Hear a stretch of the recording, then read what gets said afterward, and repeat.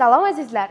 Bilasizmi, bizning ko'z klinikamizda O'zbekistonda yagona bo'lgan zamonaviy ko'z diagnostika va davolash apparatlari mavjud. Ushbu videoni oxirigacha tomosha qilsangiz, bu apparatlarda nafaqat qanday tekshiruvlar o'tkazilishi, balki qaysi operatsiyalarda foydalanishini ham bilib olasiz. Keratotopografiya, shoh parda qalinligini o'lchovchi apparat. Bu uskunaning yordamida biz shoh pardaning qalinligini aniqlaymiz. Aynan shu ma'lumotlar glaukoma aniqlash va ko'z bosimi bo'yicha lazer operatsiyalarini rejalashtirishda muhim ahamiyatga ega. Avtorefrakta keratometr ko'rishdagi buzilishlar, masalan, miopiya, gipermetropiya va astigmatizmni aniqlaydi. Bu apparat orqali lazer yordamida ko'rishni tiklash operatsiyalariga tayyorgarlik bosqichlari amalga oshiriladi. Optik kogerent tomografiya. Bu apparat ko'zning to'r pardasi, ko'ruv nervi, ko'zdagi sariq dog' holatini miltillovchi nurlarsiz ko'rishga yordam beradi.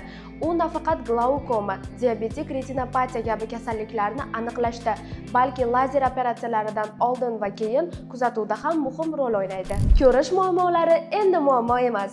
Diagnostika, davolash va kuzatuv barchasi bir joyda. Eng zamonaviy texnologiyalar yordamida sifatli ko'z salomatligi uchun eng yaxshi tanlov esa bu Visus ko'z klinikasi.